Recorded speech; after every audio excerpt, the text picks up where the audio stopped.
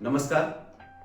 कोकणातल्या समुद्रकिनारी एक कोल्हापूरकर आपल्या सांगलीकर मित्राला येणारं वादळ दाखवत होता व येणारं वादळ दाखवताना म्हणत होता त्योकते त्योकते. त्यावरूनच या वादळाचं नाव पडलं. हा विनोदाचा भाग झाला, पण हे वादळ ताशी 150 ते 190च्या वेगाने वाहणारे जबरदस्त वादळ आहे. यामध्ये महाराष्ट्र गुजरात किनारपट्टीवर मोठी हानी होण्याची शक्यता वर्तवण्यात येत आहे. अशा वेळी किनारपट्टी लगत राहणाऱ्या लोकांना दक्षता घ्यायची असते. काही ठिकाणावरून स्थलांतर करणे गरजेचे असते. जान है तो जहान है, यासाठी हे करणे क्रमप्राप्तच आहे, दुसरा पर्याय नाही. मित्रांनो, आपला आजचा विषय असा आहे की अशा वादळांना ही नावे कशी पडतात, यांना ही नावे कोण देतात आणि यांना नावे द्यायची गरज काय आहे. आताचे जे त्योकते वादळ आहे हे म्यानमार या देशाने दिलेले आहे. सरडा या सरपटणाऱ्या प्राण्यावरून हे नाव पडले आहे. हे बर्मीज भाषेमधलं हे नाव आहे. आशिया आणि पॅसिफिक या भागातून 13 देशांचे एक पॅनल आहे. यामध्ये Bharat, Bangladesh, Myanmar, Pakistan, Maldives, Oman, Sri Lanka, Thailand, Iran, Qatar, Saudi Arabia, United Arab Emirates व येमान हे देश यामध्ये सहभागी आहेत. हे सर्वजण एकत्र येऊन रोटेशन बेसिसवर चक्रीवादळाची नावे ठरवतात. मागच्या वर्षी 2020 मध्ये 13 देशांची प्रत्येकी 13 नावे अशी एकूण 169 नावे ठरवण्यात आलेली आहेत. वादळांना विशेष नाव देण्याचे कारण काय? वादळांना विशिष्ट नाव देण्याचे कारण म्हणजे वादळ पुढे सरकताना राष्ट्रात माहितीची देवाणघेवाण होत असते. ही देवाणघेवाण होत असताना एकाच वादळाला जर विविध नावाने संबोधले गेले तर घोळ निर्माण होऊ शकतो, अफवांना देखील ऊत येऊ शकतो. म्हणूनच वादळ निर्माण होणाऱ्या व त्याच्या प्रभावाखाली येणाऱ्या भौगोलिक प्रदेशातील देशाकडून सामायिकपणे एखाद्या सांकेतिक नावाचा वापर माहितीचे आदान प्रदान करताना केला जातो.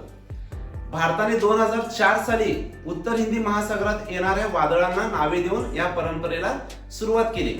वादळांना अशा प्रकारे नावे देण्याची परंपरा 20व्या शतकापासून सुरू झाली. सर्वप्रथम ऑस्ट्रेलियाने याची सुरुवात केली. चक्रीवादळांना नावे देण्याचा इतिहास सुद्धा फार मजेशीर आहे. 1953 मध्ये चक्रीवादळांना स्त्रियांची नावे देण्याचा निर्णय घेण्यात आला. पुढे 1979 मध्ये ही पद्धत बदलण्यात आली आणि चक्रीवादळांना पुरुष आणि स्त्री दोहोंची नावे देण्याचा निर्णय झाला. काही वादळांची नावे आपल्या माहितीसाठी: कॅटरीना, फयान, रीटा, निसर्ग, बुलबुल, हुडहुड, तितली, अम्फान, लैला, फनी, वर्धा. व भारताने दिलेली काही वादळांची नावे अशी आहेत: गती, तेज, मेघ, अग्नी, सागर, बिजली, प्रभंजन, आकाश आणि योम.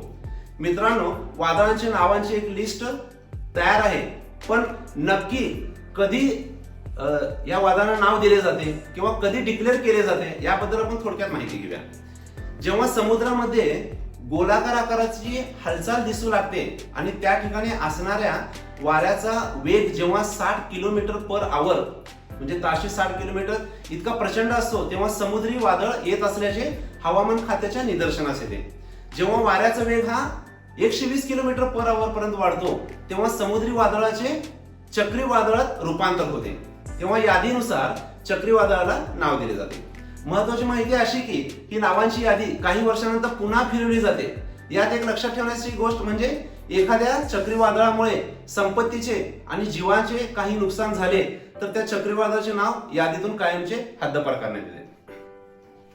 मित्रांनो, आमच्या just excel knowledge enhancing channel आपणासाठी नेहमी काहीतरी असं नवीन काहीतरी घेऊन येण्याच्या प्रयत्नात असतो. तर आमचा हा प्रयत्न आपल्याला आवडला असेल तर या माहितीपूर्ण व्हिडिओला आपण लाईक करा. आपल्या घरातील सर्वांना, विशेषतः लहान मुलांना हा व्हिडिओ पाहायला सांगा. आपल्या कॉन्टॅक्टमधील सर्वांना हा व्हिडिओ पाठवा. आपल्या व्हॉट्सअपवरील स्टेटसला या व्हिडिओचा लिंक लावा व आमच्या जस्ट एक्सेल या चॅनेलला सबस्क्राईब करून आम्हाला प्रेरणा द्या, आम्हाला प्रोत्साहित करा. पुन्हा लवकरच भेटूया. तोपर्यंत स्वस्त राहा, मस्त राहा, नवीन काहीतरी शिका. धन्यवाद. थँक्यू.